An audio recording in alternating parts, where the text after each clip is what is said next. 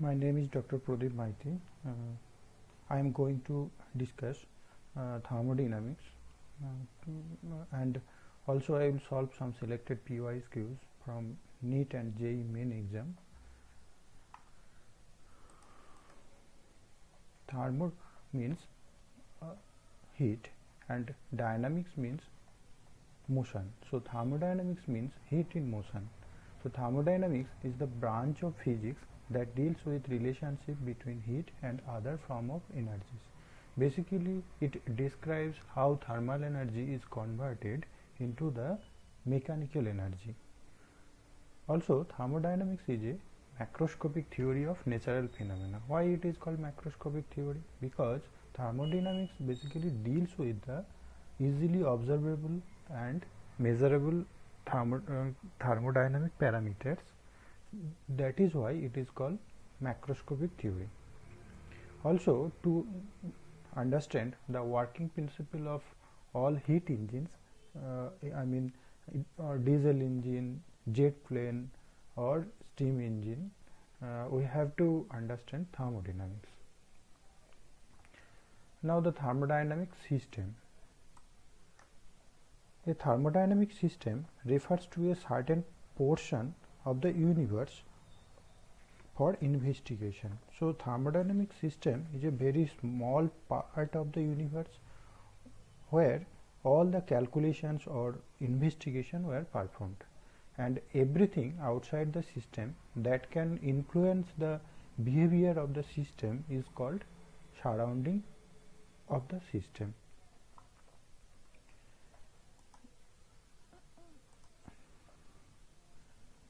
Also, the envelope which encloses a system and separate it from its surrounding is known as boundary of the system. Boundary may be real or may be imaginary, or also boundary may be rigid or boundary may be flexible. Also, boundary may be diathermic and boundary also may be adiabatic in nature. So diathermic boundary allows easily conduction of heat from system to surroundings, and adiabatic boundary does not allow to conduct heat energy from system to surrounding or surrounding to system. If we consider a easy example, that is a gas cylinder which is used in our house as a gas container. Here the gaseous substance inside the gas cylinder, gaseous substance inside this gas cylinder behaves as a system, and outside this cylinder, outside region of this cylinder behaves as a surroundings of this system, and the cover, metal cover behaves as an envelope or boundary of the system. And also thermodynamic system and surrounding forms the universe. That is, system and surrounding, system plus surrounding forms the universe.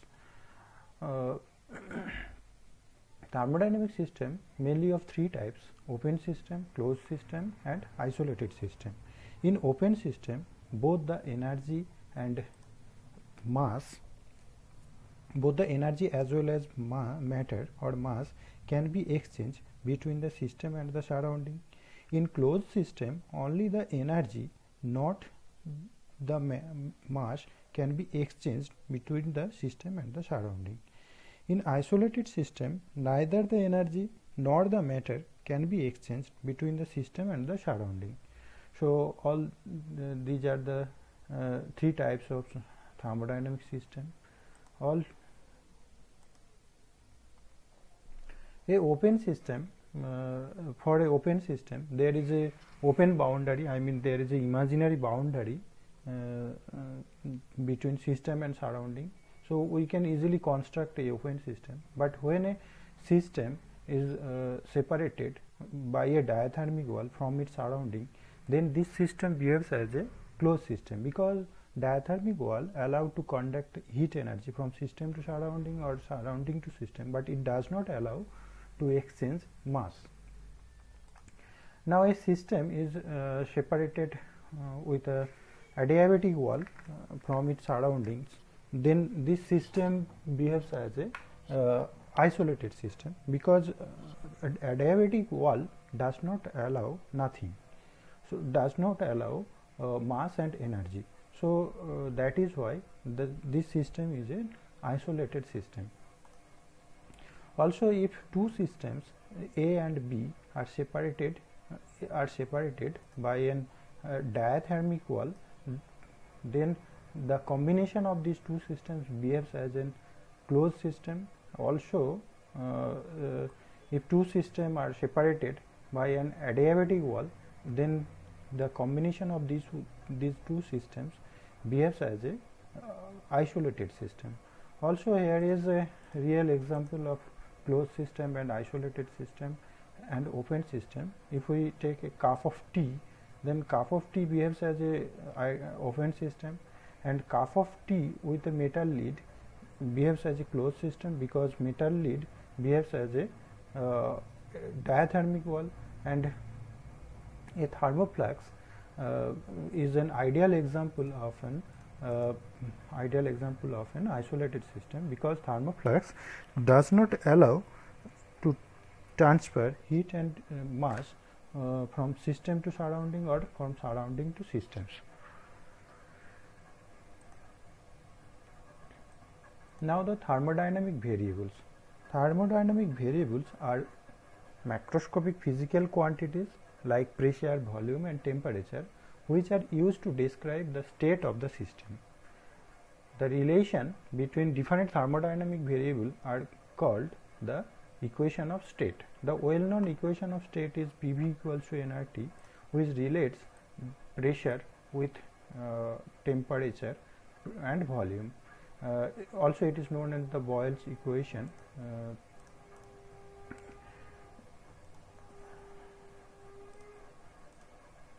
Now, the thermodynamic variable mainly of two types: intensive variable and extensive variable. Intensive variable are those thermodynamic variables which do not depend on the quantity of matter present in the system and are independent of system size. Example of intensive variable are temperature, pressure, density, etc. Extensive variable are those variables which depend on the matter present in the system and are proportional to the system size. Example of extensive variable are length, mass, volume and area. Also, here is certain rules to define intensive variable and extensive variable. The product rule 1 says that the product, ratio and sum of intensive variable, always remember it, the product, ratio and sum of any intensive variable are always intensive. But if x and y are arbitrary extensive variable, then x plus y is an extensive variable, but x by y and dx by dy are intensive variable. We can take an example that is density. Density is equal to mass divided by volume. As we know, density d equals to mass divided by mass upon volume. As mass is an extensive variable, also volume is an extensive variable, but their ratio is an intensive variable. So remember it. And the rule number 3 says that if x is an arbitrary intensive variable and y is an arbitrary extensive variable, then x upon y or dx by dy will be extensive. So remember these rules, these are very important. Now here is a very simple method to find out which variable is extensive and which variable is intensive. If we separate a system in two equal parts, then which variable remain same after separation and before separation are called intensive variable. That is P and T remain same before and after the partition of the system. So P and T are intensive variable, but mass and volume become half due to partition in the system. So mass and volume are extensive variables. Now here is a table which contain all the intensive and extensive variable. The extensive variables are such as pressure, temperature, density, surface tension, coefficient of viscosity, mole fraction, normality, pH, gravity, specific gravity, specific heat capacity, thermal conductivity, molar specific heat, molar entropy. On the other hand, mass, length, area, volume, energy, internal energy, number of moles, heat capacity, entropy, charge, magnetization, polarization, all these are extensive variables. Always remember that all the energy related terms present in the thermodynamics are extensive variable, and the quantities which are measured per unit volume or per unit mass is called intensive variable. Here charge is an extensive variable because charge depend on the mass. Also remember specific heat capacity. Heat capacity is an or simply specific heat. Specific heat or heat capacity is an extensive variable, as I put it in the column of extensive variable. So heat capacity is an extensive variable, but specific heat capacity is an intensive variable, as specific heat capacity is measured per unit mass. So remember these variables. These are very important from your exam viewpoint. Now the thermodynamic state variables. Thermodynamic state variables are those variables whose change does not depend on the path and depends only on the initial and final condition of the state. Thermodynamic state variables mainly are of 8 types, that is there are only 8 thermodynamic state variables or state function which are pressure, temperature, volume, number of moles, enthalpy, entropy, internal energy and Gibbs free energy. These are very important parameters also you have to remember. And change in thermodynamic state variables, that is change in pressure, change in temperature, change in volume, etc., equals to final value minus initial value. If we consider this graph, that is system A, a system goes from point A to point B via 3 paths 1, 2 and 3, but if we calculate the change in pressure, then delta P, change in pressure delta P will be equal to PF minus PI, where PF is the final pressure and PI is the initial pressure. That is PF value of the pressure, PF is the value of pressure at point B and PI is the value of pressure at point A.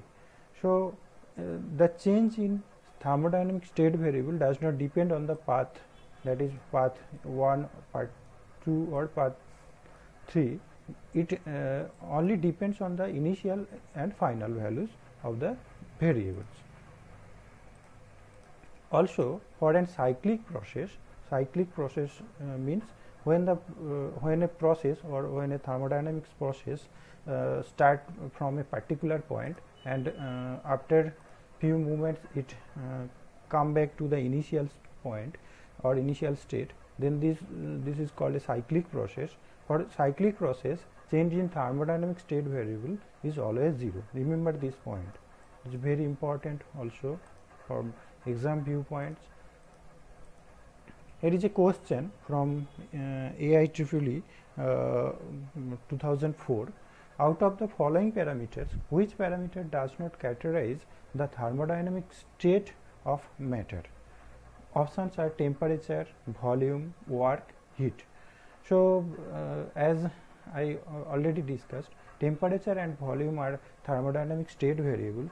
So work and heat are not thermodynamic state variable, as work and heat does not characterize the thermodynamic state of the matter. So that is why work and heat are not the thermodynamic state variable. Now thermodynamic equilibrium. Thermodynamic equilibrium means when a system in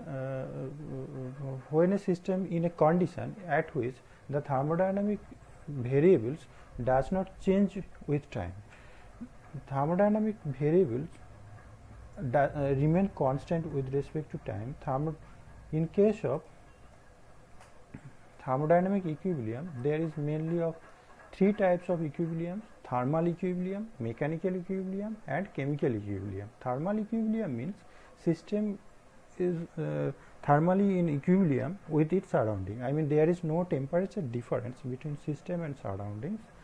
And mechanical equilibrium means there is no unbalanced force within the system. So net force acting on the system is zero, and in this configuration is called the mechanical equilibrium. And chemical equilibrium, no change in internal structure due to chemical reaction will be occurred. So in case of chemical equilibrium, there is no structural alternation of the system due to chemical reaction. So, and remember it, when all above three equilibrium are established, the system is said to be in thermodynamic equilibrium. Now the most famous law in the thermodynamics, that is zeroth law of thermodynamics. It states that when two thermodynamic systems are in thermal equilibrium through a third system separately, then they are in thermal equilibrium with each other. We may understand with this by using this figure. Here A and B are separated by a adiabatic wall, but A and C and B and C are separated by a diathermic wall. As adiabatic wall does not allow to conduct heat and diathermic wall allows to conduct heat energy, so after few movements, A and C and B and C will be in thermal equilibrium. And from the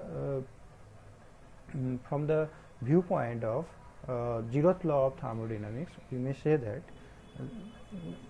A and B are in thermal equilibrium.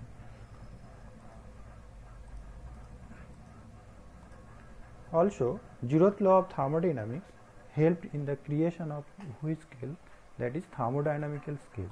Zeroth law of thermodynamics helps us to understand the concept of temperature, and also it developed the temperature scale. Here is another question: zeroth law of thermodynamics can be derived. Is it not? It is not based on observation. True or false? So it is basically false statement, because zeroth law of thermodynamics is purely based on the observations. So remember these 2 points. Now heat. Heat energy.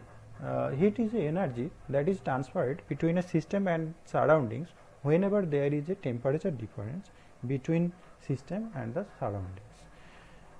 Heat is a scalar quantity. As we know, heat is a scalar quantity, and its SI unit is joule, and CGS unit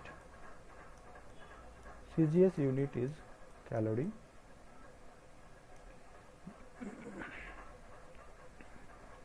And they have a relation between joule and calorie. 1 calorie equals to 4.186 joule.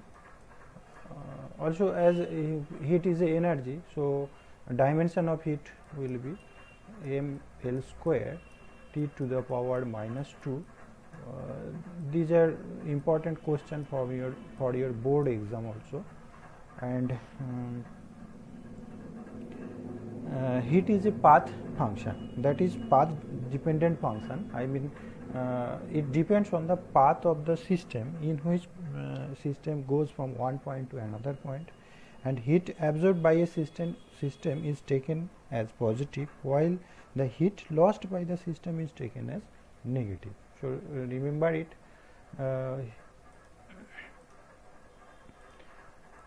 Now the work is said to be done if a body or a system moves through a certain distance in the direction of the applied force.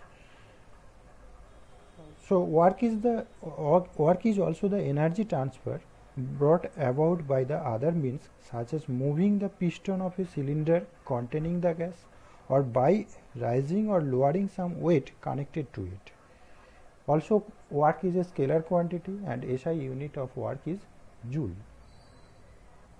And also it is a path dependent function. I mean, it depends on the path of the system in which system goes from one point to another point. Work done by a system is taken as positive, while the work done on a system is taken as negative. Remember this point: work done by the system is taken as positive, while work done on the system is taken as negative. And in case of cyclic process, work done is equal to the area under the cycle, and this work done will be positive if the cycle is in clockwise direction, and will be negative if the cycle is in anti-clockwise direction. Now the internal energy of a system is the sum of kinetic energy and potential energy of the molecular system. Only change in internal energy can be measured, and if the initial and final state of a system are same, that is for a cyclic process, which is shown in this figure. For the cyclic process, change in internal energy, that is delta U, always 0. So remember it, for a cyclic process, change in internal energy is 0. For ideal gas, internal energy is only function of temperature, but for a real gas, so for a ideal gas internal energy is a function of temperature, and for real gas internal energy is function of temperature and volume. Remember this point. These two points are very important points. Also, internal energy is a state variable of the system, so it does not depend on the path of the system, but it only depends on the initial and final state of the system.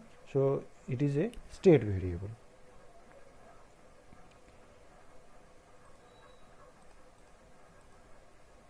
Here is another question from JEE Main 2021. In thermodynamics, heat and work are extensive thermodynamic state variable, point function, path function, intensive thermodynamic state variable. As I already discussed, that heat and work are path function. So this is a very tricky question. Now the first law of thermodynamics. First law of thermodynamics state that when a certain amount of heat is supplied to a system which is capable of doing work, the amount of heat taken up by the system is equal to the sum of increase in internal energy of the system and external work done by the system. So heat energy supplied to a system will be used to increase the internal energy of the system and the external work done by the system. And always remember, the first law of thermodynamics is basically based on the law of conservation of energy. And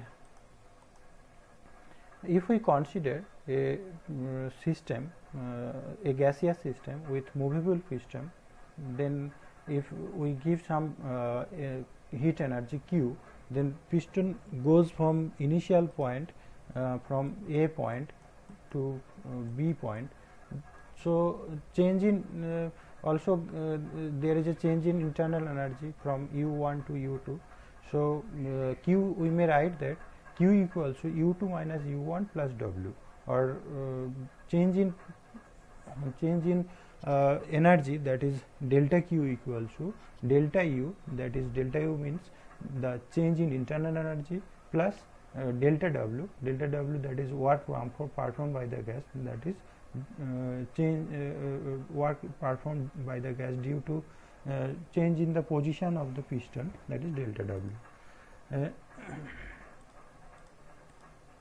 Here is a sign convention rule also. If dq is dq will be negative if heat is given by the system, and dq will be positive if heat added to the system.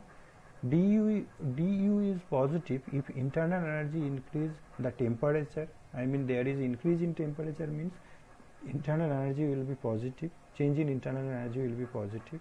If temperature decreases, then internal change in internal energy will be negative. Work is done by the system, that is volume increases, then work will be positive. If work on the system, that is volume decreases, then work will be negative. So remember it.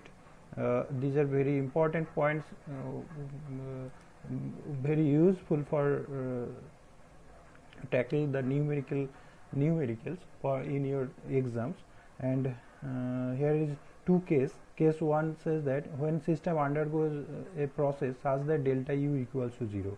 I mean, this is a isothermal process where change in temperature is 0. So change in temperature 0 means delta U also 0. Then delta Q equals to delta W. And case 2 says that system is a gas in a cylinder with movable piston.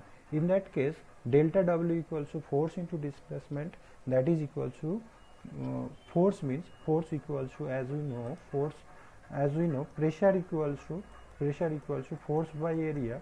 So force equals to we may write that, so force equals to pressure into area. So we may write that delta W equals to pressure into area into displacement. Again, area into displacement will be change in volume, as area into displacement is volume. So the first law of thermodynamics takes the form delta Q equals to delta U plus P delta V.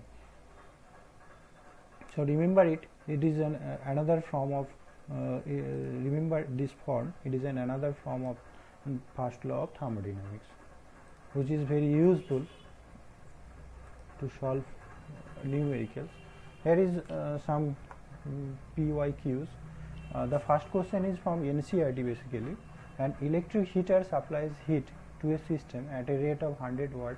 If the system performs work at a rate of 75 joule per second, at what rate this internal energy increases?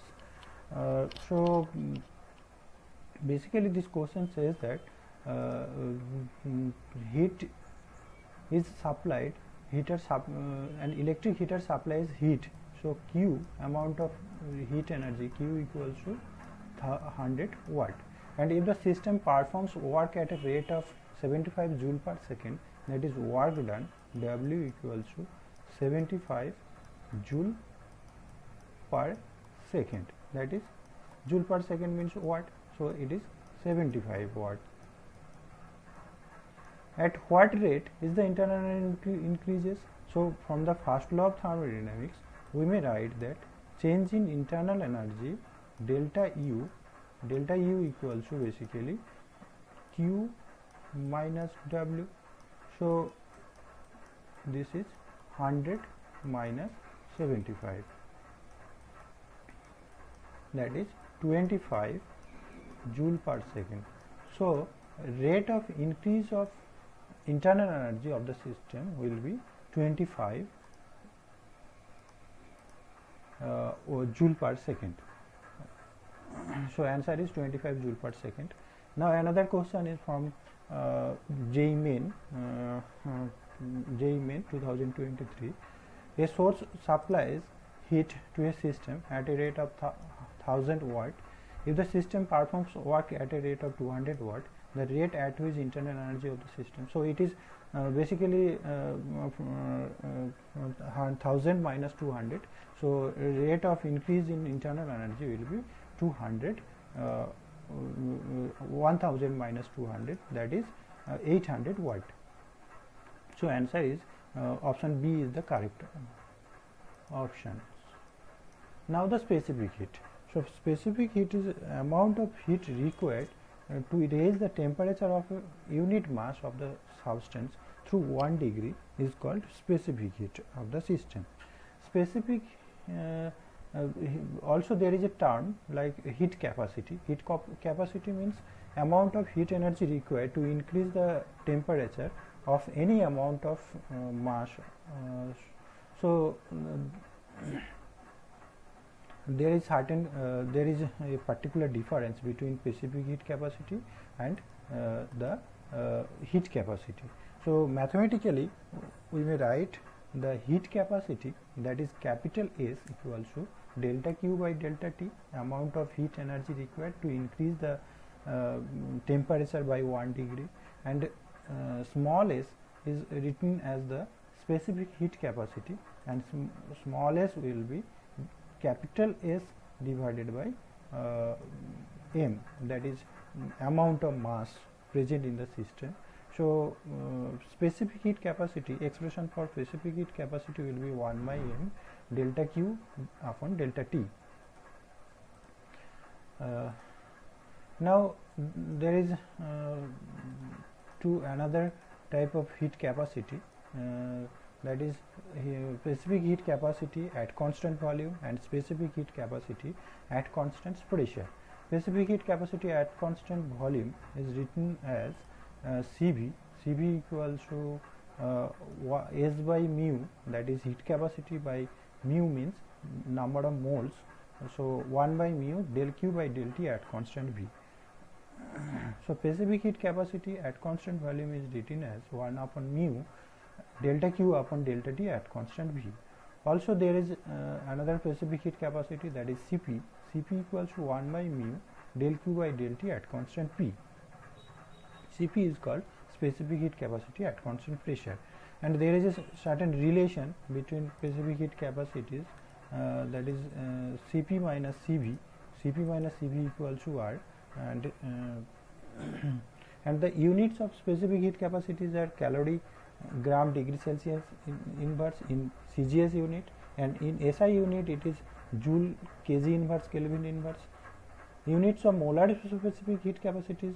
So in CGS unit, molar specific heat capacity has a unit of calorie mole inverse degree Celsius inverse, and SI unit of molar specific heat capacities is joule mole inverse Kelvin inverse.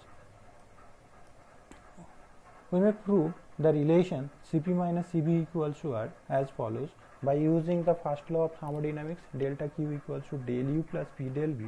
At constant, for specific heat at constant volume, del V equals to 0. So Cv equals to del U by del T only. And at constant pressure, Cp will be at constant pressure, Cp will be del Q by del T at constant pressure. So del U by del T plus P into del V by del T from first law of thermodynamics. Now for an ideal gas, PV equals to nRT, or for 1 mole of an ideal gas, PV equals to RT, then PV by T equals to R. If we differentiate it, then we got the relation P into del V by del T at constant P equals to R. So from Cp minus Cv equals to Cp minus Cv will be equal to del U by del T plus P into del V by del T at constant P minus del U of del T, del U upon del T. So del U upon del T will be cancel out each other, and this term will be cancel out each other, and remaining term P into del V by del T at constant P, by differentiating it we got it as a R, that is universal gas constant. So Cp minus Cv will be equal to R. So you have to remember the relation Cp minus Cv equals to R. It is very important relation. Here is another important relation for molar heat capacity for an polytropic process. Polytropic process, that is Pv to the power x equals to constant. For such a process, the molar heat capacity C will be equals to R by gamma minus 1 plus R by 1 minus x, where gamma is the ratio of specific heat capacity, that is Cp by Cv, and R is the molar heat universal gas constant, and the power of V is here, that is x. So R by gamma minus 1 is basically Cv, and this relation becomes C equals to Cv plus R by 1 minus x. So remember it, it is very important relation. And here is two questions: can the value of specific heat of a gas be infinity, and can the value of specific heat of a gas be 0? So the answer is yes. Can the value of specific heat of a gas be infinity? If we consider the specific heat, or if we measure the specific heat in case of constant temperature, that is in isothermal process, then delta T, isothermal process means delta T will be 0, then specific heat S will be delta Q by 0, delta Q divided by 0. So this will be infinity. So specific heat or heat capacity of a substance be infinity, and if we measure the heat or specific heat capacity for an adiabatic process, for adiabatic process del Q equals to 0, then specific heat capacity del Q S equals to del Q upon delta T, then this will be equals to 0 upon delta T. So the specific heat capacity will be 0 when we measure the specific heat capacity for an adiabatic process. So remember these 2 points, these are very important points.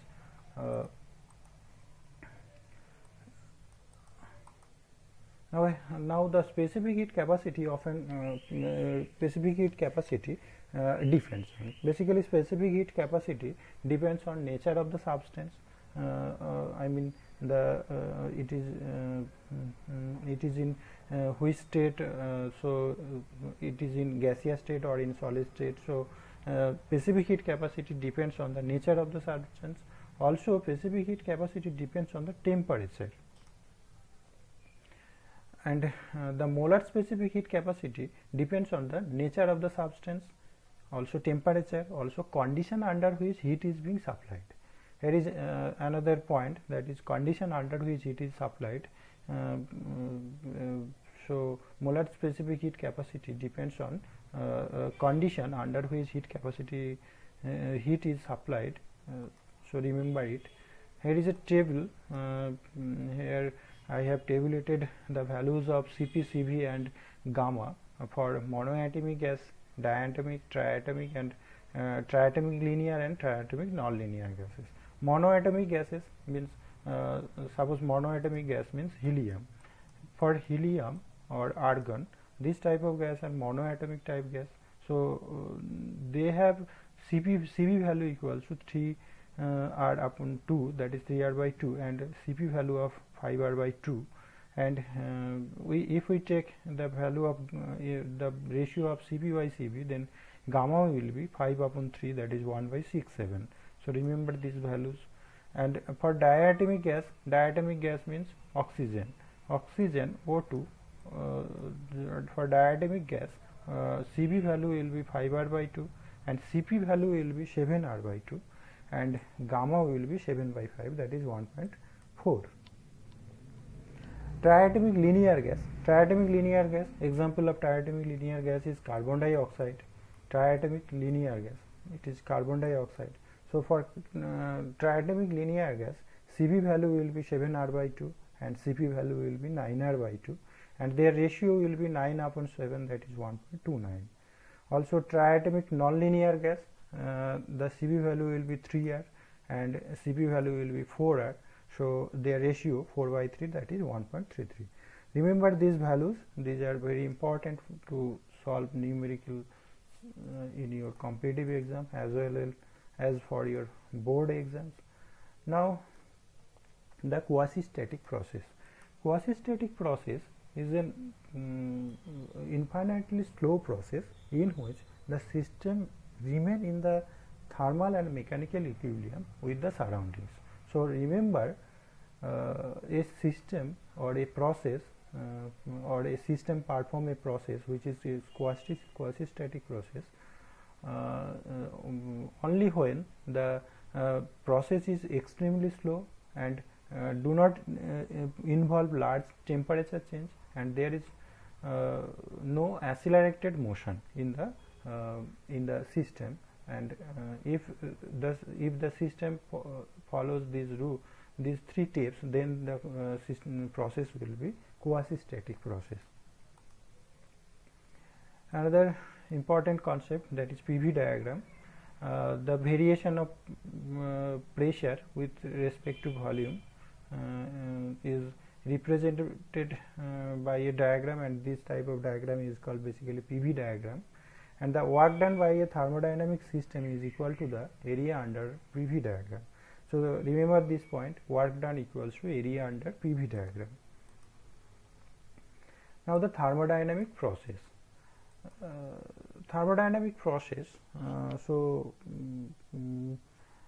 thermodynamic process means how a thermodynamic system proceeds. So basically there are 5 types of thermodynamic process. First one is isobaric process. In isobaric process, basically pressure is constant. So a thermodynamic process that takes place at constant pressure is called isobaric process. Isobaric process is represented as by a straight line which is parallel to the v axis, that is x axis.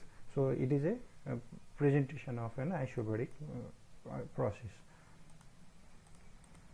Now the isochoric process. Isochoric process means volume. Isochoric means volume constant. So a thermodynamic process that takes place at constant volume is called isochoric process, and isochoric process is represented by a straight line which is parallel to the pressure axis. So it is the representation of isochoric process. And cyclic process, a thermodynamic process in which the system returns to its original state, is called cyclic process. Here the system start from point A, after B and C it again return to the point A, so it is a cyclic process. Now another important process, that is thermal process. A thermodynamic process that takes place at constant pressure is called, at constant temperature basically, is called isothermal process. This is not pressure, this must be the temperature, at constant temperature. So isothermal process that takes place at constant temperature is called a thermodynamic process that takes place basically at constant temperature is called isothermal process. So temperature is constant. From the relation PV equals to RT for 1 mole of an ideal gas, we may say that PV also constant. So for isothermal process PV equals to constant, and the variation of P and V, that is PV diagram, will be like this. It is the representation of an isothermal process. And next one is adiabatic process, a thermodynamic process in which no heat enters or leaves the system is called adiabatic process. So for an adiabatic process, del Q will be equal to 0, and adiabatic process can be represented by PV to the power gamma equals to constant, where gamma is equal to Cp by Cv, and gamma also written as gamma equals to 1 plus 2 upon F, where F is the degrees of freedom of the system, or particles, gas particles or gas molecules in the system. The variation of adiabatic process, that is variation of pressure with volume in adiabatic process, will be like this. So remember it, the slope the slope of an isothermal process, that is variation of P del P divided by del V equals to, for an ideal gas, P V equals to RT, that is constant, Pv equals to constant for an ideal gas, then del V by del P will be equals to if we differentiate it, that is del of P into V plus V P into del V equals to 0. Then it gives the value of slope of this curve, that is del P by del V, that is equal to minus of P upon V. So remember these values. This is the slope of isothermal process, and slope of adiabatic process may be represented as del upon del V equals to minus gamma times P by V. So the adiabatic slope is equals to gamma times the isothermal slope. So remember this point, it is a very important point. The adiabatic slope is gamma times the isothermal slope, and also for isochoric process, del V equals to 0. So for isochoric process del V equals to 0. So slope of isochoric process, that is del upon by del P upon by del V, will be infinite. And for isobaric process, the slope for isobaric process basically del P equals to 0, and the slope del P upon del V will be 0. So remember these 4 points. For isobaric process, pressure is constant and slope of the curve is 0.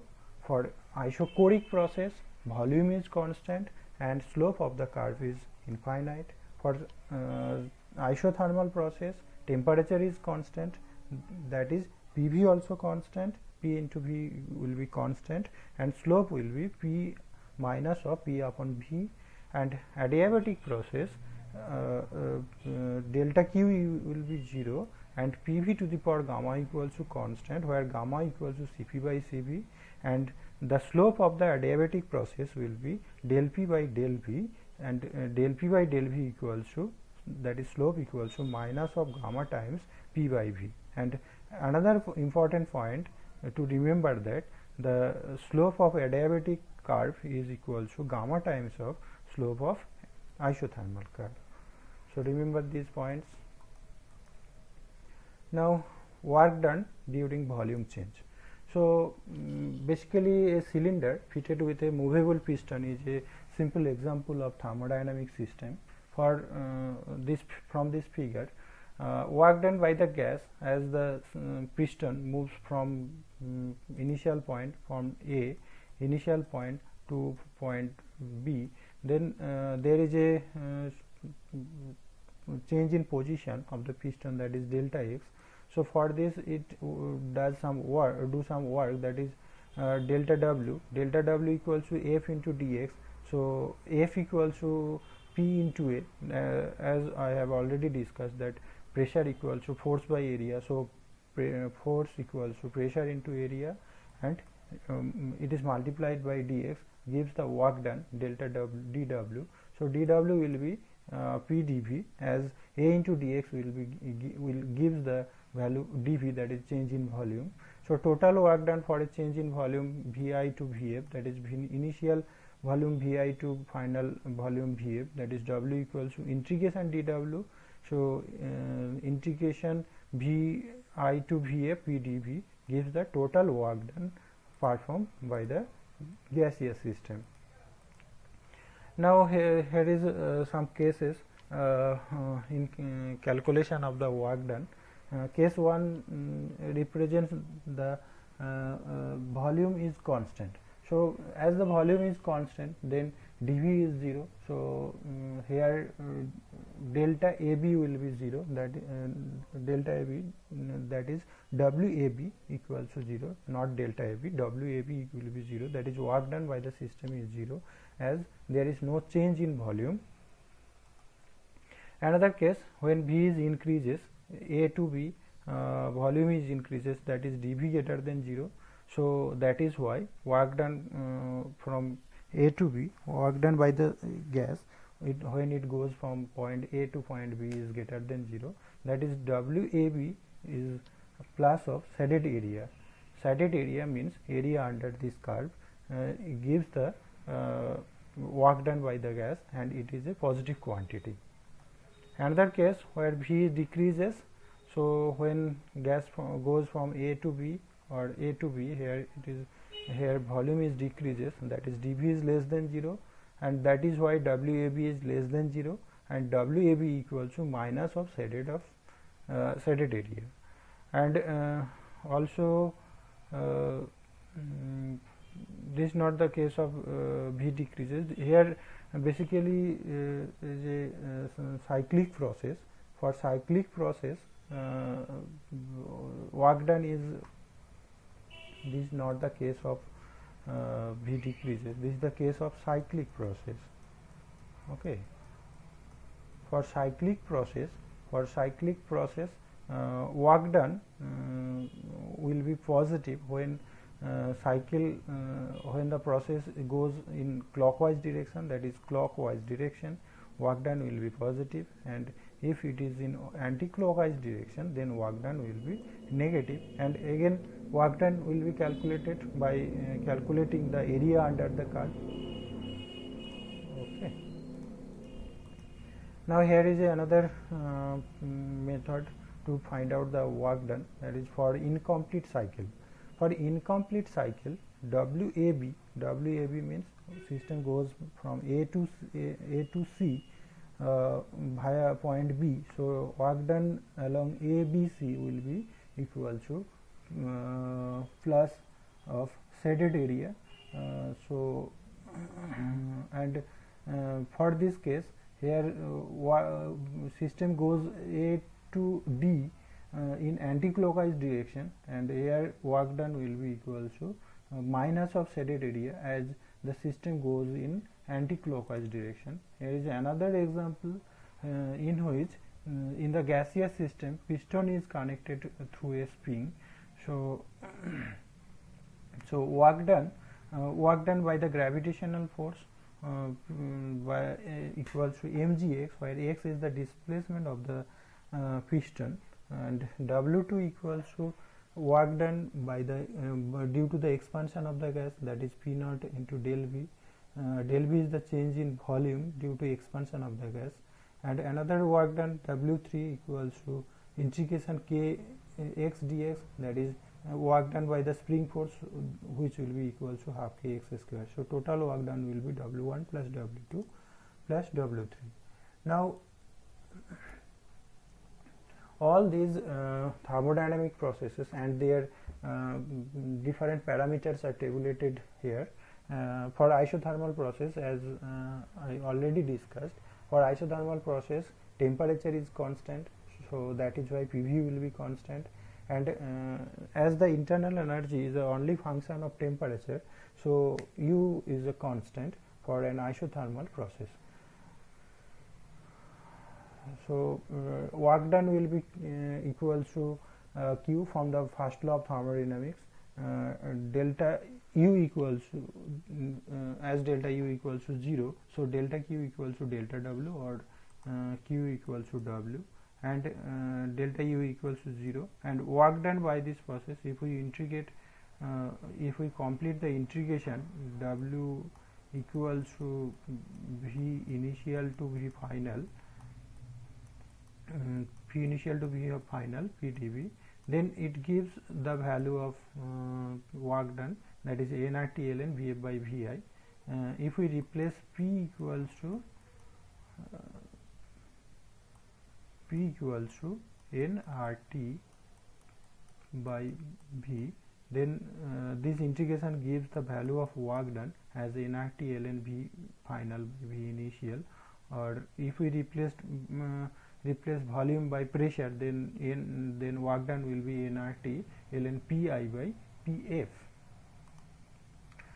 For isocodic process, volume is constant, as as the density is proportional, density will be equal to mass upon volume, so density also will be constant, and P by T will be also constant as volume is constant, and their change will be 0, and also here the heat capacity C equals to CV, and Q will be equal to NCV delta T, and U also NCV delta T, and work done will be 0, as I already discussed dV equals to 0, so work done will be 0. For isobaric process pressure is constant, that is why V by T also constant, and here specific heat capacity or molar specific heat will be Cp, and the change in internal energy N Cv delta T, but del Q will be equal to NCP delta T, and work done will be equal to W equals to Q minus delta U from first law of thermodynamics, and it gives the value of N into Cp minus Cv into delta T, or nR delta T for an ideal gas, as Cp minus Cv equals to R for an ideal gas. So work done in isobaric process will be equal to nR into delta T.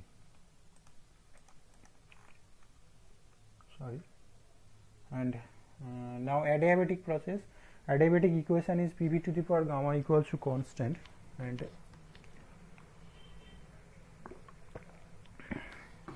another two equations, that is Tv to the power gamma minus 1 is also constant, and T to the power gamma P to the power 1 minus gamma also constant. Here del Q equals to 0, or change in heat, that is delta Q equals to 0. This is the adiabatic process, and change in internal energy will be NCV delta T, and work done from first law of thermodynamics, as delta Q is 0, so work done will be W equals to minus of delta U, so it may be write as minus NCV delta T, or N minus N, as Cv equals to R by gamma minus 1, so minus N R by gamma minus 1 into delta T. Delta T means T final minus T initial, and again it may be write as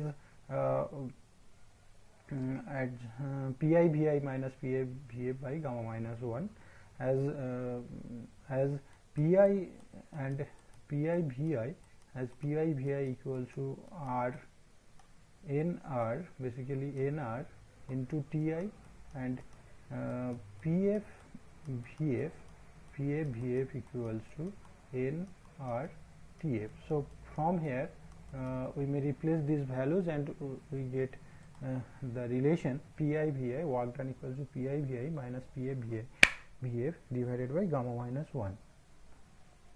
Now the another process is cyclic process. For cyclic process, Pi Vi Ti, that is thermodynamical variables, will be equal for initial and final state, and Q net equals to, that is net change in heat energy, delta Q net equals to W net, that is delta U will be 0, as I already discussed. In the case of cyclic process, delta U will be 0, and here work done equals to area under the PV diagram. Another process is polytropic process. Polytropic process is represented by Pv to the power x equals to constant.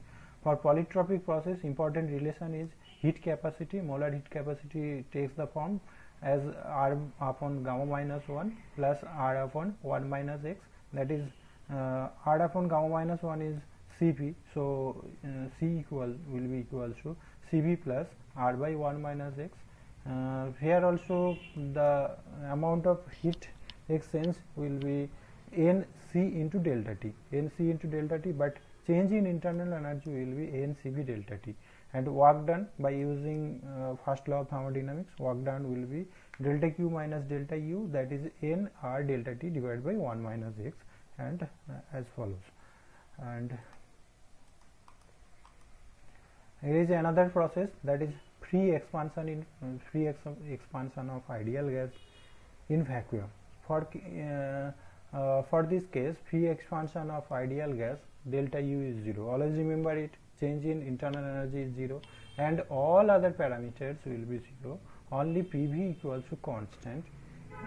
U and T and PV will be constant and P will be proportional to 1 by V for free expansion of an ideal gas in vacuum, and work done, change in internal energy, and Q will be 0 for free expansion of an ideal gas.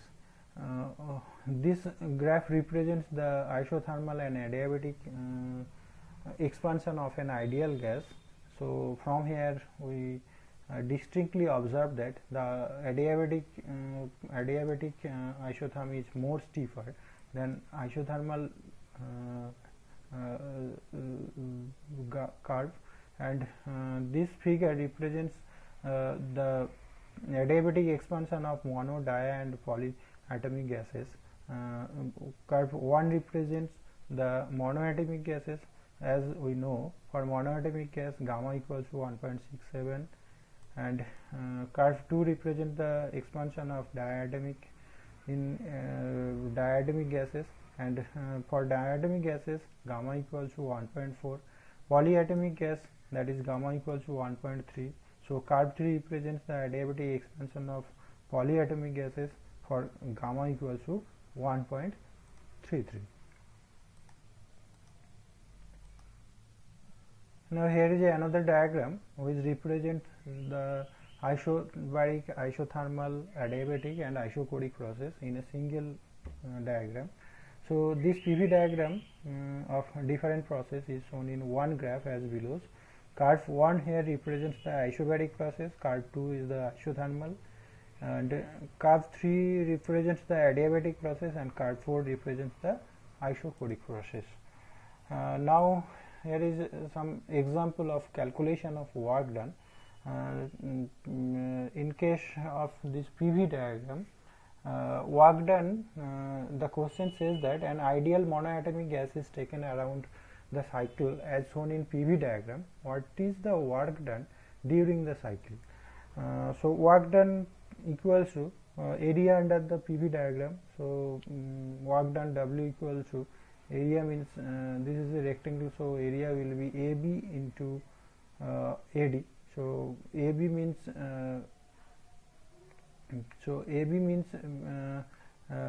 change in pressure.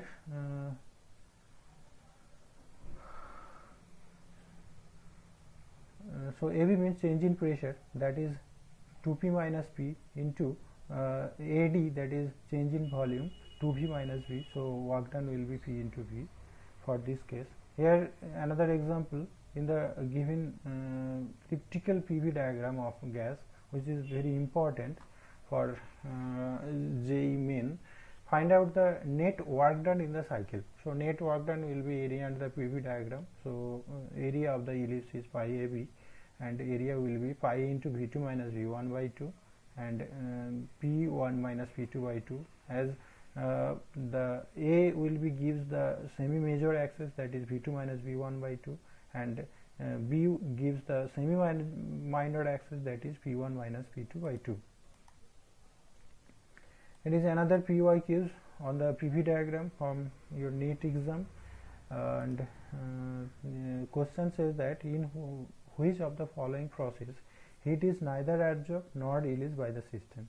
So as I already discussed, the process will be adiabatic process. So in adiabatic process, heat is neither absorbed nor released by the system.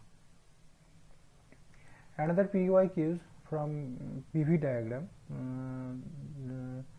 the volume V of a monoatomic gas varies with its temperature T as shown in the graph.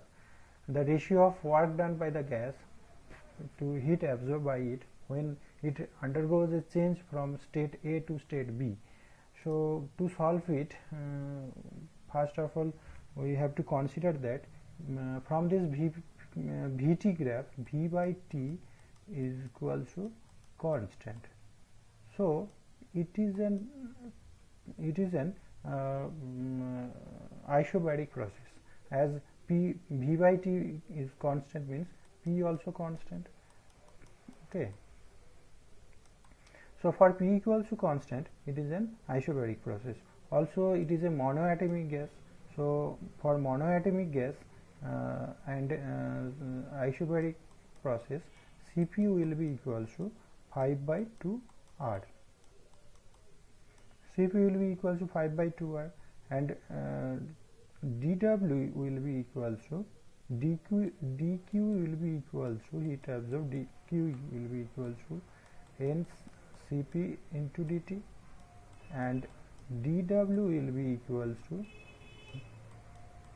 dW will be equal to P into dV. So P into dV means n R dt. So the ratio of work done by the gas to the heat absorbed by it is given by dW by dq, delta of W upon delta Q. So it will give n upon R, n R upon n 5 by 2 R. So answer will be 2 by 5 R. So your A is the correct option. So A is the correct option. Now here is another question from NEET exam. NEET: 1 mole of an ideal diatomic gas undergoes a transition from A to B. Here it says that it is a diatomic gas. So for diatomic gas, Cv equals to 5 by 2 R. So remember it, 5 by 2 R for diatomic gas undergoes a transition from A to B along the path AB. Okay, as shown in the figure, the change in internal energy of the gas during the transition. So change in internal energy, only change in internal energy delta U equals to N CV into dt, NCV dt. So from this figure we may find that the change in internal energy NCV dt that will be equal to 5 by 2 R into we may write T as PB into VB upon R minus PA of VA upon R. So it will gives you the value of minus of 20 kilojoule. If we put the values of pressure and volume from this curve, then the answer will be minus 20 kilojoule. So let us see the which one is correct. So answer is D is the correct option. Now here is another similar question. In the figure below shows two paths that may be taken by a gas to go from a state A to state C. In a process AB 400 joule of heat is added to the system, and in process BC 100 joule of heat is added to the system. The heat absorbed by the system in the process A to C. So this is a cyclic process. As we know, the total change in internal energy will be constant. So from delta U from A B C will be equal to delta U AC. So by using this relation and with the help of first law of thermodynamics, we may find the answer, that is will be 460 joule per second. So let us see, the answer is option A is the correct one. And here is another question. 1 mole of an ideal monoatomic gas undergoes this process, that is PV to the power cube equals to constant the heat capacity of the gas during this process. So you have to compare it with the standard adiabatic equation, that is PV to the power gamma equals to constant, then gamma will be equals to 3. Now we have a the relation C equals to heat capacity, that is heat capacity C equals to CV plus R by 1 minus X.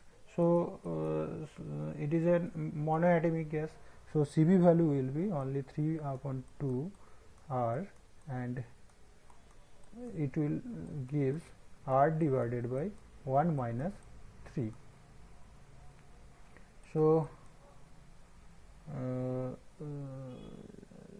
this is not the gamma, actually this is the X, okay, PV to the power X. So X will be equals to 3. So R by 1 minus X, that is R by 1 minus 3, and 3 by 2 plus 1 by this will give the value of R only. So the correct option is option D. Option D is the correct answer.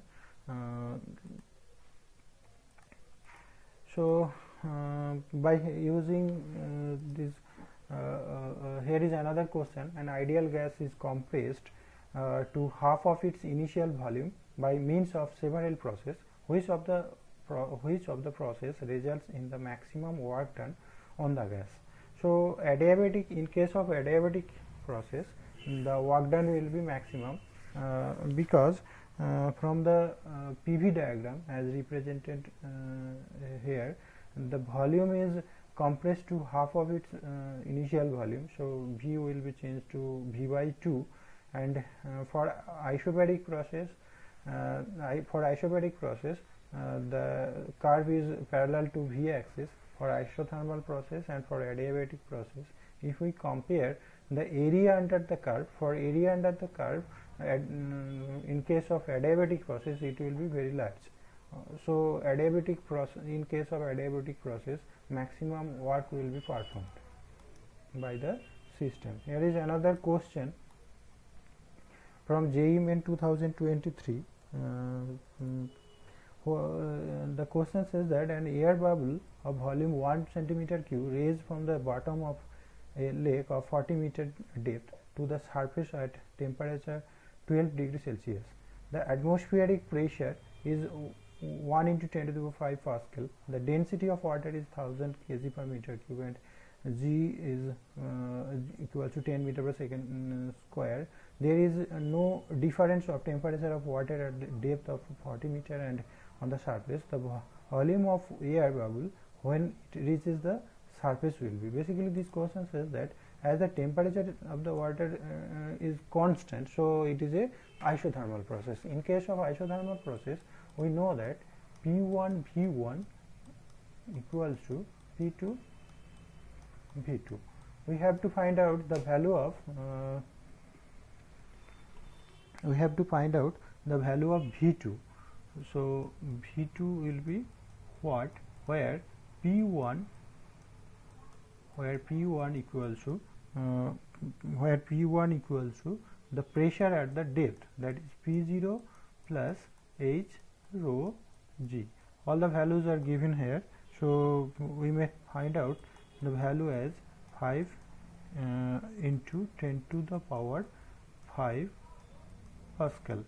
So it is the value of pressure at a depth of 40 meter of water, and P2 is the atmospheric pressure, that is 1 into 10 to the power 5 Pascal, and V1 is 1 centimeter cube.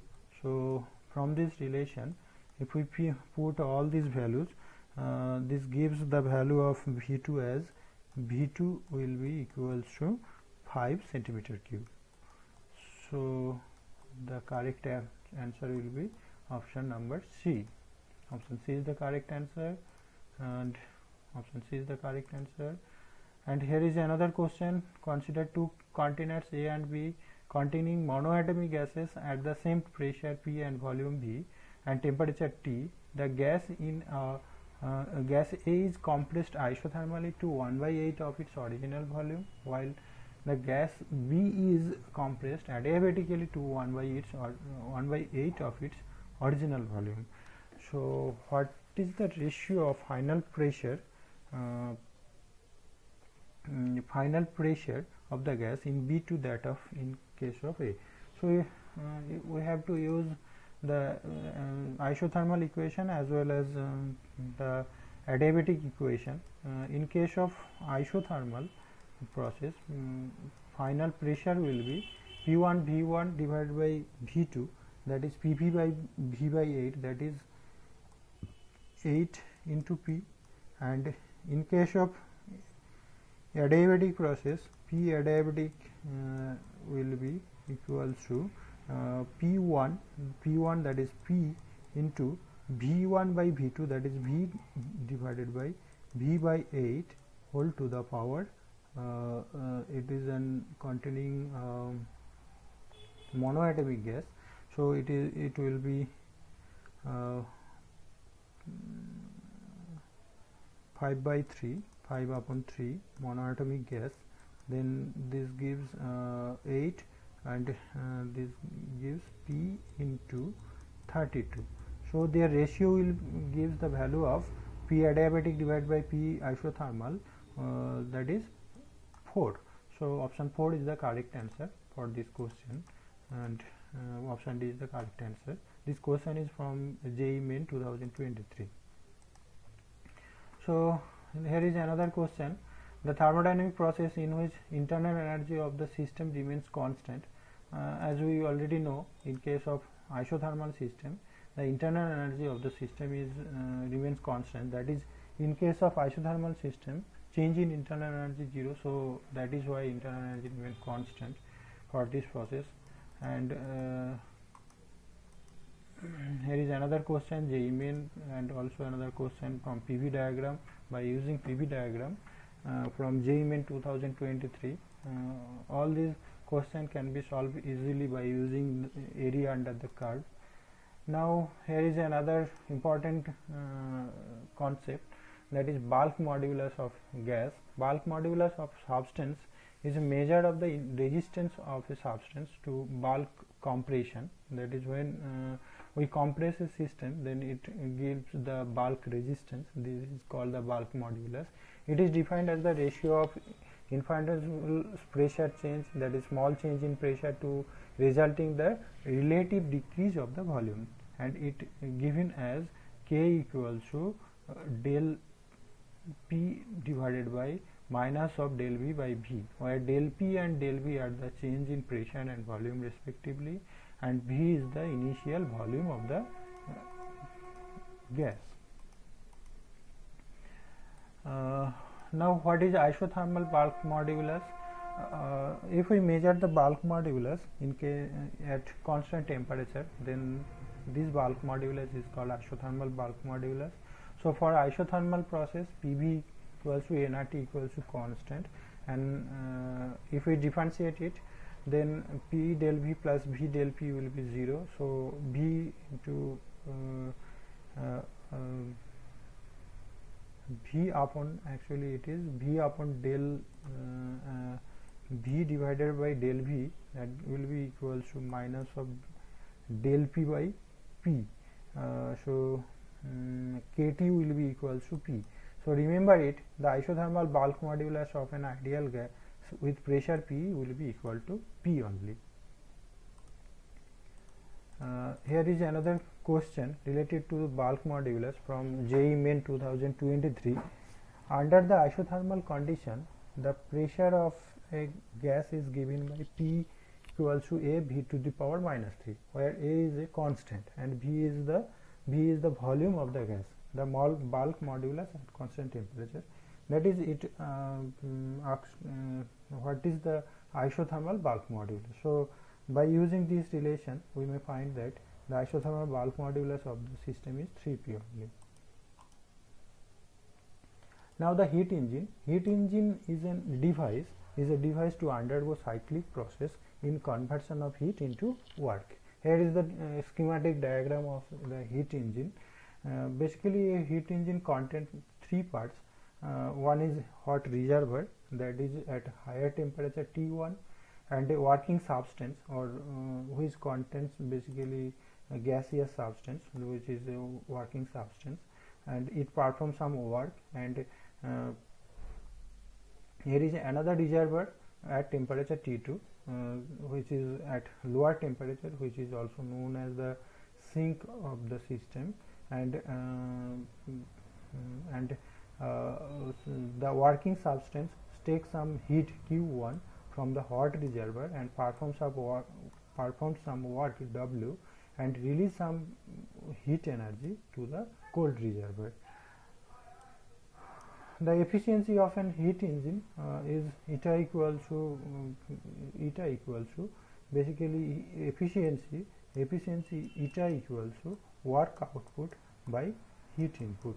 So here W equals to Q1 minus Q2, so that is why it will be 1 minus Q2 upon Q1, or we may write it as a 1 minus T2 by T1, where T2 is the temperature of the cold reservoir, that is sink, and T1 is the temperature of the hot reservoir.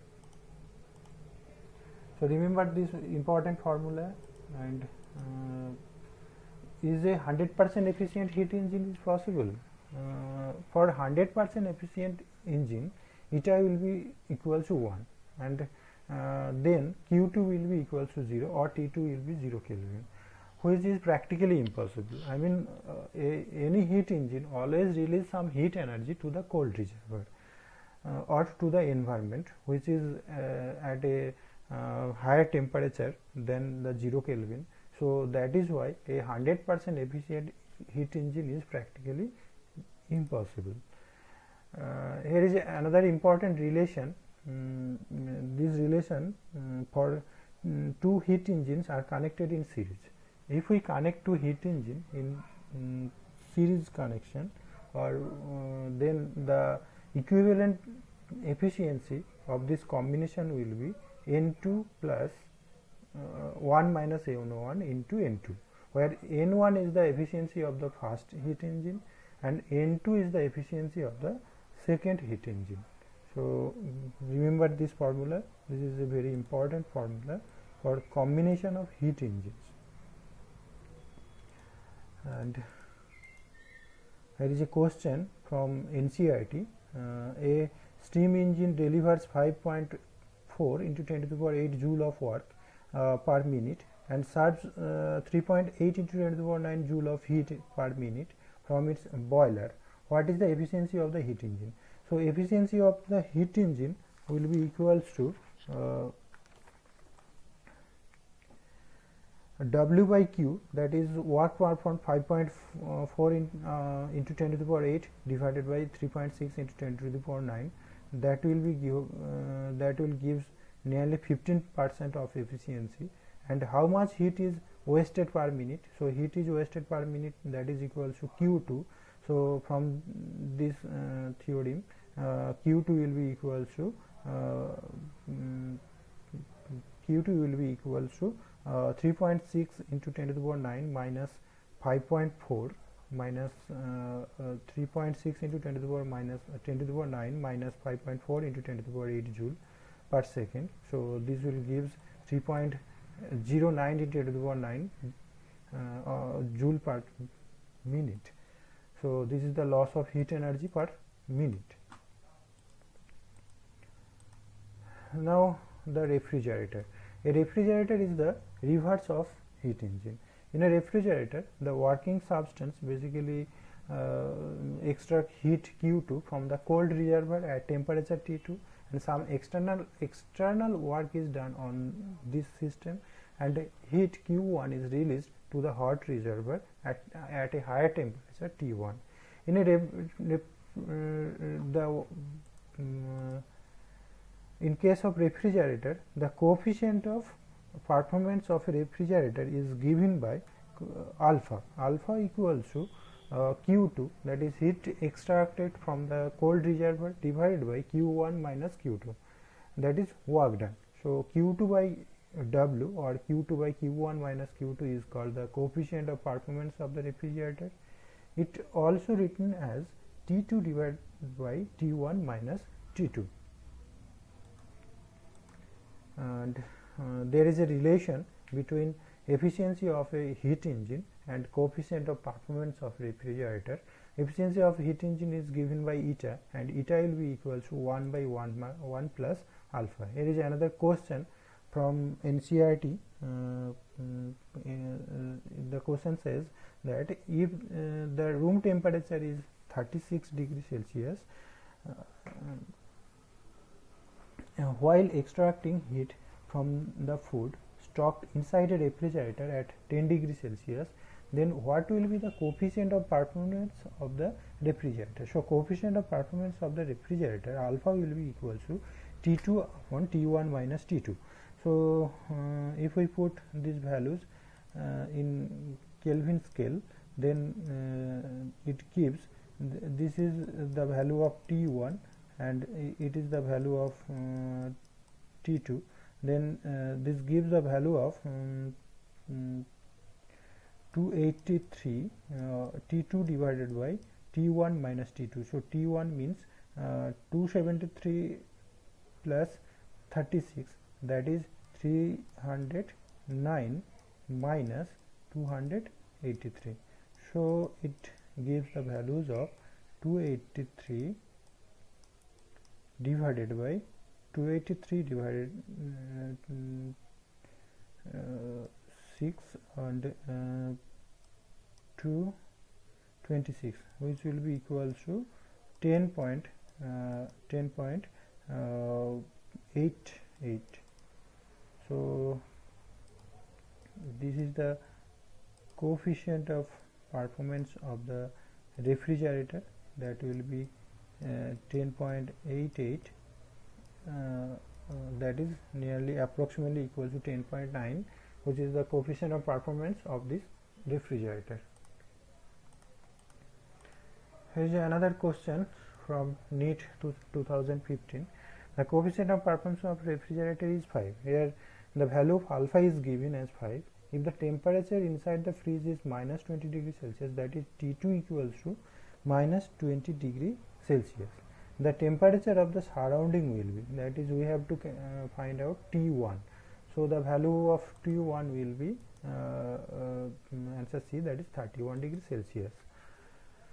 Now the reversible thermodynamic process. A thermodynamic process is reversible if the process can be turned back such that system and the surrounding return to their original state with no other change anywhere else in the universe.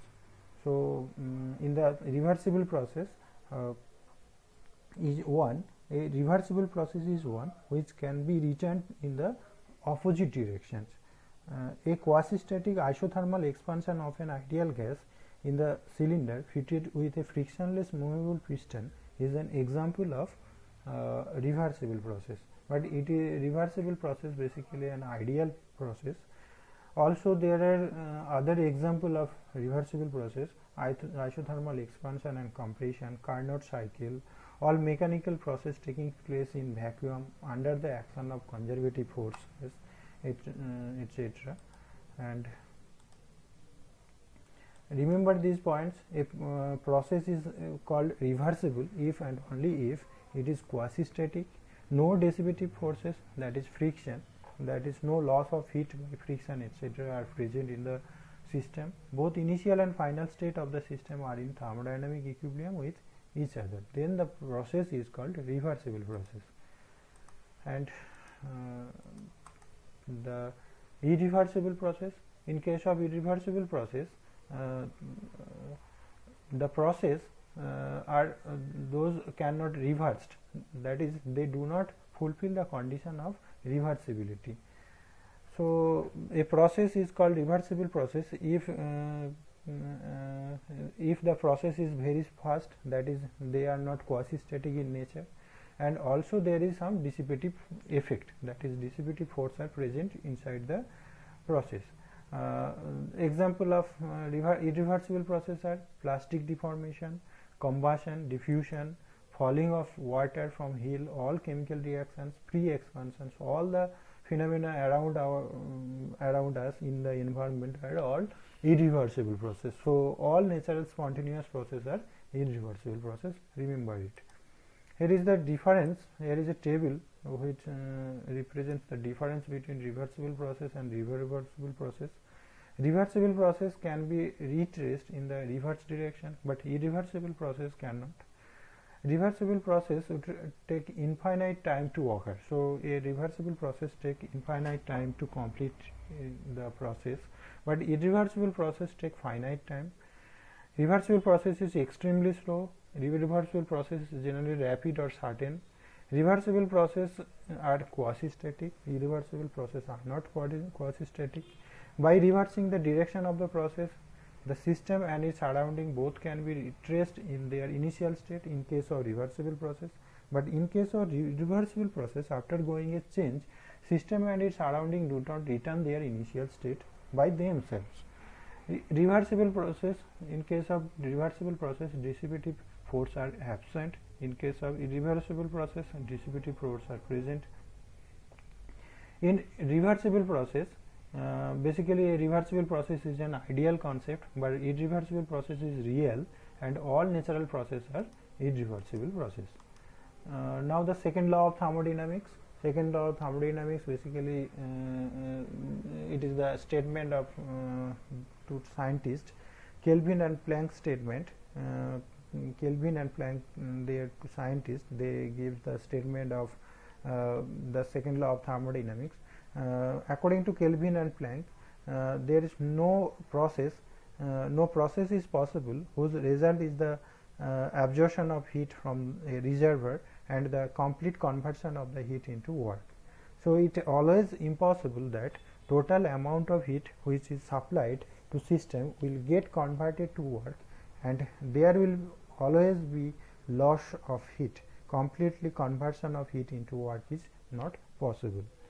And another statement by Clausius, no process is possible whose result is the transfer of heat from a colder object to a hotter object, and it explained that transfer of heat from colder body to hotter body would not take place until some external work is done on the system. So without any external work, a heat engine cannot transfer heat from colder body to hotter body.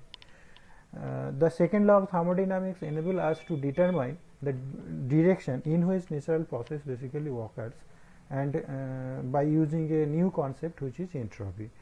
So here is a very important conception, that second law of thermodynamics gives the direction of the heat flow, but in case of first law of thermodynamics, there is no such indication or direction that in which particular direction a heat flow takes place.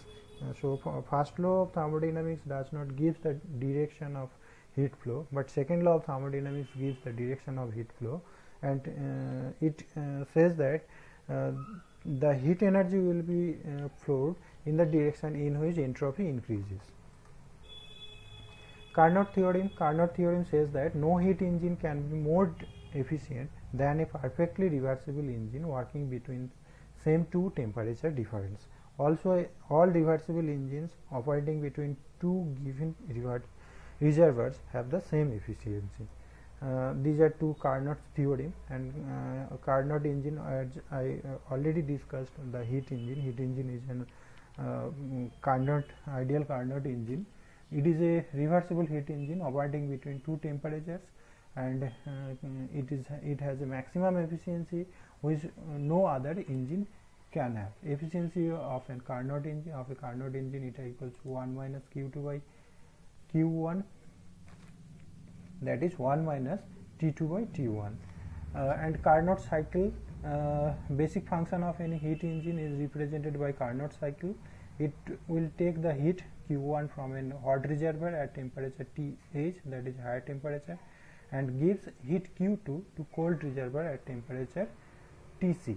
Here is mainly 4 steps in a Carnot cycle. Step 1 represents the isothermal expansion at temperature TH, and in isothermal expansion engine absorbs free amount of heat Q1 from the reservoir at temperature TH, and after that step 2 and is an adiabatic process takes place inside the engine, because of which there is increase in temperature of the engine from TH to TC, and but no heat flow takes place. In step 3 system is releasing some amount of heat Q2. It is an isothermal compression of the gas, and system release some heat to the reservoir at temperature Tc, and step 4 is an adiabatic process takes place again, which changes the temperature of the system from Tc to Th. So and Carnot cycle is one cycle. In one cycle of Carnot engine will have isothermal expansion, first an isothermal expansion, then an adiabatic process, after then an isothermal contraction, and followed by an adiabatic process. So by this a Carnot cycle takes place basically. For Carnot cycle we may deduce these relations, and by using this mathematical analysis we may find the expression of efficiency, that is 1 minus Q2 by Q1, that is 1 minus T2 by T1. Okay, so here is question from your NEET exam, NEET 2018. The efficiency of an ideal heat engine working between freezing and boiling point. So freezing point means freezing and boiling point of water. So freezing point of water is at 0 degree Celsius, and 0 degree Celsius means it is 273 Kelvin, and boiling point is 100 degree Celsius. So 100 degree Celsius means 373 Kelvin. So by using the relation eta equals to 1 minus T2 by T1, so 1 minus 273 upon 373, it will give the answer of 26.8%. So efficiency of this heat engine will be 26.8%. So answer option A is the correct answer. And here is another question from NEET 2023. A Carnot engine has an efficiency of 50% when its source is at temperature of 373 degrees Celsius. The temperature of the sink is. Here we have to find out the temperature T2, and efficiency of heat engine is 50%, that is half, that is eta equals to half, and the equation will be like this: half equals to 1 minus T2 divided by 1 minus T2 divided by temperature of source is 373, that is 323 323 plus 273, that is 600. So this gives the value of value of temperature that is equal to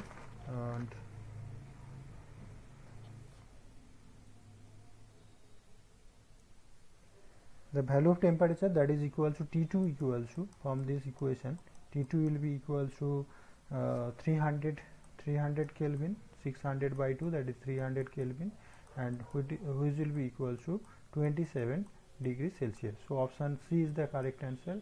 So let us take the answer. Option C is the correct answer. And now here is another question from JEE Main 2023. Work done by a Carnot engine operating between temperature 127 and 27 degrees Celsius is 2 kilojoule.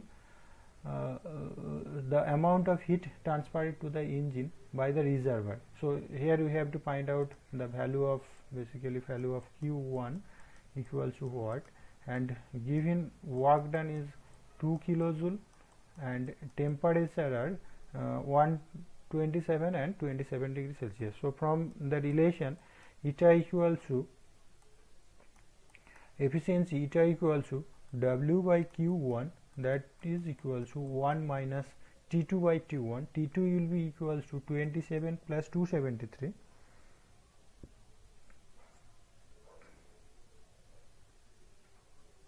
that will be equals to 300 divided by 127, T1 equals to 127, that will be equal to 400. So this relation gives the value of Q1, that is equal to 8 kilojoule. So correct answer is 8 kilojoule. Correct answer will be 8 kilojoule. So option C is the correct option. Another question from JEE Main 2023. A Carnot engine with efficiency 50% takes heat from a source at 600 Kelvin. In order to increase the efficiency to 70%, keeping the temperature of the sink same, the new temperature of the source. So we have to find out first the sink temperature, that is temperature of the reservoir at lower temperature. So from here, efficiency half means 50% means half equals to 1 minus T2. We have to first find out T2 divided by we have to find out T2. So T2 divided by 600 Kelvin source temperature, and from here T2 will be equals to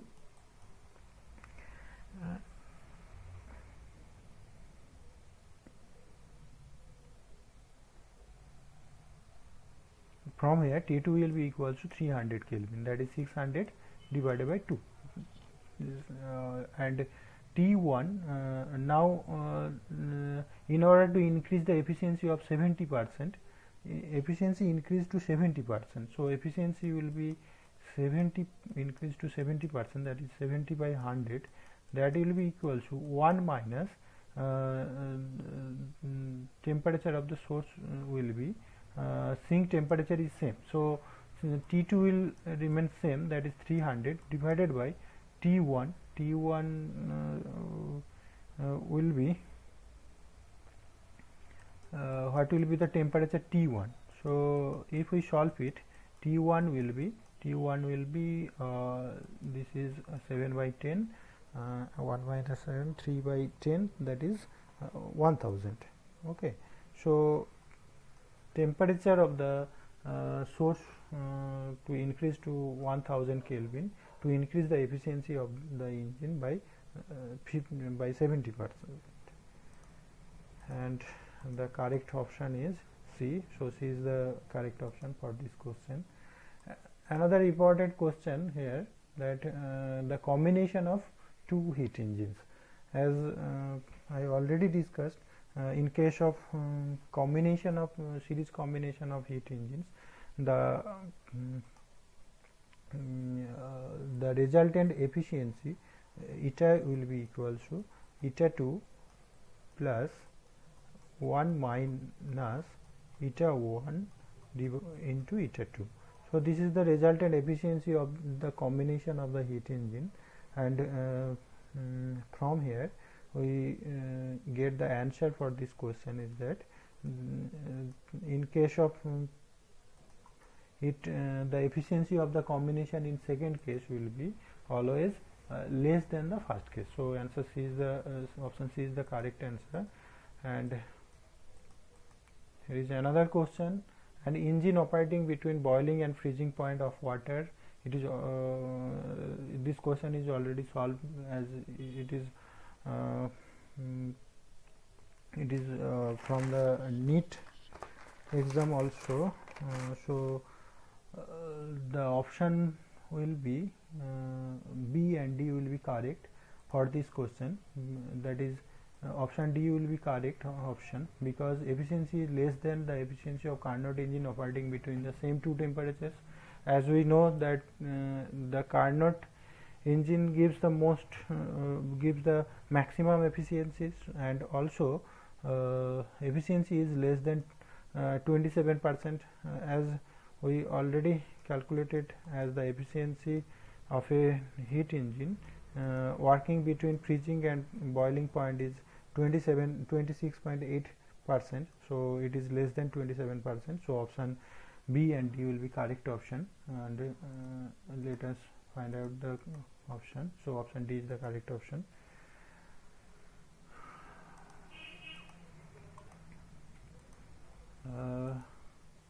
Now there is lot of questions. Now that is recapitulations. So what we have actually studied, the thermodynamic process. A thermodynamic process is said to be taking place if the thermodynamic variables of the system change with time.